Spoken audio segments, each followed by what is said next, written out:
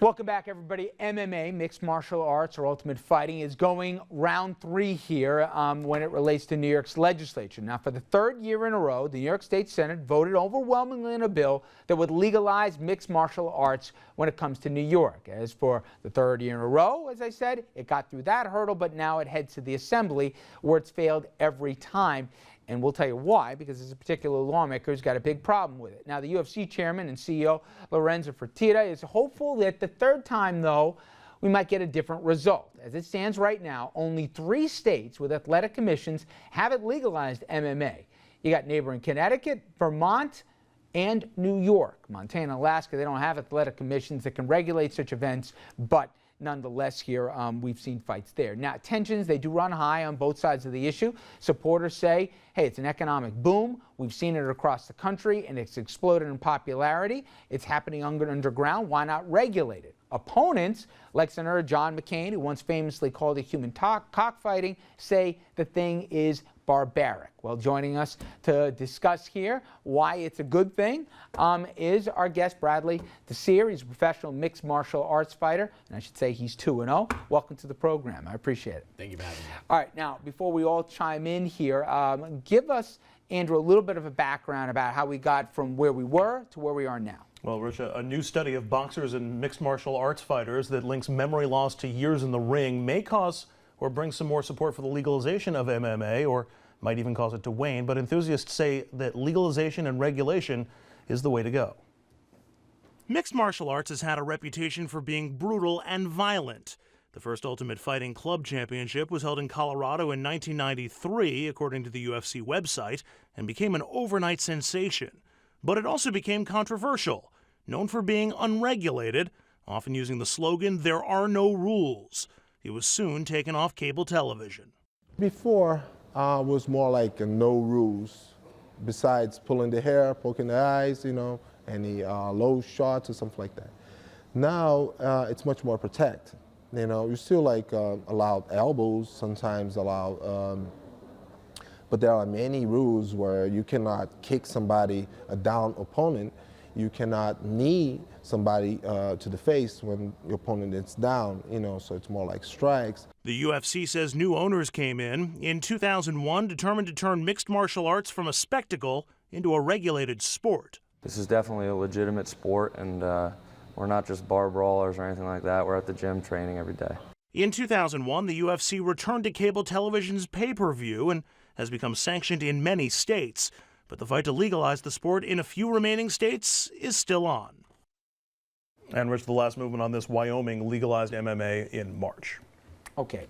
Bradley, make the argument here why New York ought to join the ranks with the other states. You've heard the criticism. This is human cockfighting here, and there's no science to it. This is just brutalization like gladiators in a ring.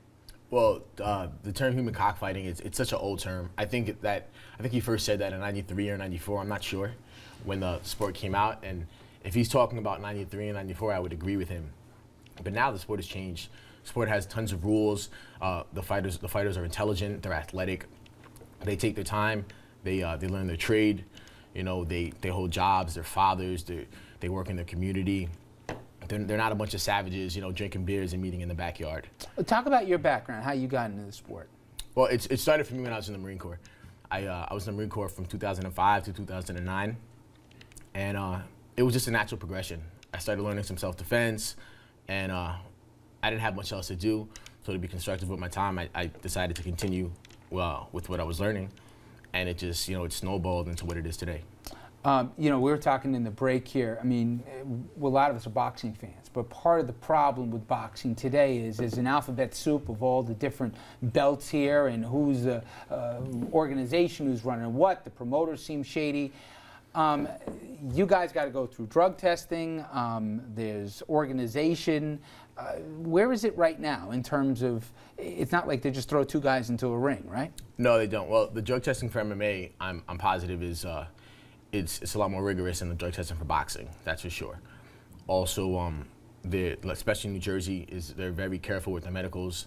They screen all their fighters. Blood tests are up to date. CAT scans are up to date. There's a few big organizations. Well, there's one major organization, and there's other smaller organizations. So it's not like you have, mom and pop throwing up a show and saying they have the #1 fighter in the world like you do in boxing.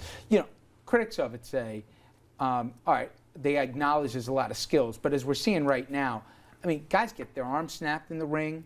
Guys are getting thrown on their heads. There's a lot of focus today on concussions right now in all sports. And in this particular case, you don't have padded gloves here. You're throwing elbows. How much of a risk when you step in there do you think there is, more so than, let's say, boxing? Not at all.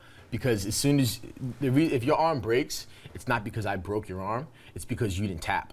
I've won 6 fights by armbar, which is hyperextending the arm at the elbow. And as soon as the opponent taps, I let go. I have no ill will. What's a tap? A tap is a submission. He taps the mat or taps myself, and the ref will stop the fight.